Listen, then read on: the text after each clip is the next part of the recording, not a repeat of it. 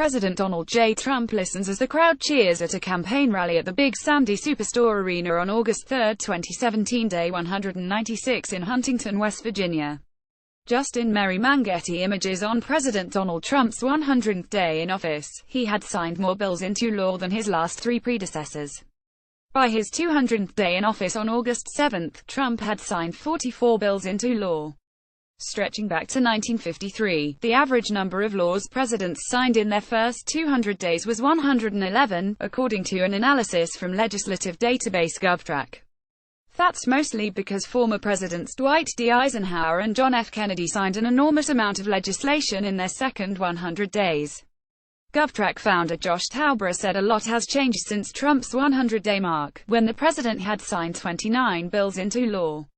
Presidents Bill Clinton, George W. Bush, Barack Obama, by comparison, respectively signed 14, 7, and 22 laws in their first 100 days. Most presidents have signed more legislation than Trump by this 200-day point, Tauber told Business Insider. Trump signed some large legislation, including an early appropriations bill, significantly bringing up his page count. Tauber found the total number of laws signed and total number of pages those bills were from Trump all the way back to Ike. He excluded Presidents Lyndon B. Johnson and Gerald Ford because their first 200 days weren't normal. Johnson took office after Kennedy was shot, and Ford became president after President Richard Nixon resigned. Here's what he found. Sky Gould Business Insider. In his first 200 days, Trump signed a NASA bill to send humans to Mars, a resolution to keep the government funded through September, new sanctions on Russia for meddling in the 2016 election, and several laws helping veterans.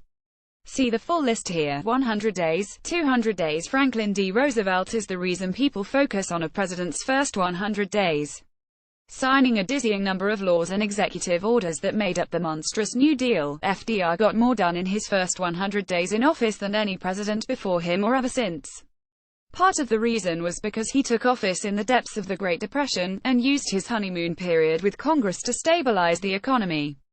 When presidents take office, they have the most political capital to enact their agenda. Studies have found that it's the most productive time for legislative action. Of course, presidents don't have total control over their time in office. It helps to keep in mind that neither Trump nor Obama wrote the laws they signed, Tauber told Business Insider at the 100-day mark. They can only sign the bills that Congress gives them, and although presidents like to take lots of credit, they actually have an insignificant role in the passage of most of them. Notably, Trump couldn't sign a bill repealing and replacing the Affordable Care Act, commonly known as Obamacare, because Congress couldn't pass one for him to sign in his first 200 days. But the overall number of bills signed into law is just part of the story. The vast differences between the number of pages or words those bills contained start to reveal what types of laws they were and what effects they ultimately had.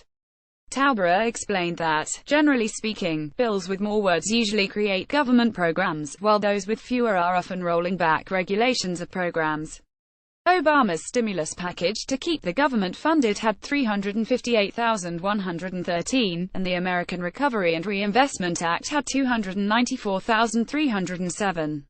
Sky Gould Business Insider. The number of pages or words in laws can be a good or bad thing, depending on what you want the federal government to do. If what you want is the government to roll back and simplify regulations, then you are not looking for lengthy legislation. It doesn't take many words to roll back a regulation, Tauber said in April. The 13 bills from Congress that Trump signed that rolled back regulations did that, and some were significant, but on the whole that was a symbolic effort because 13 doesn't make even a dent.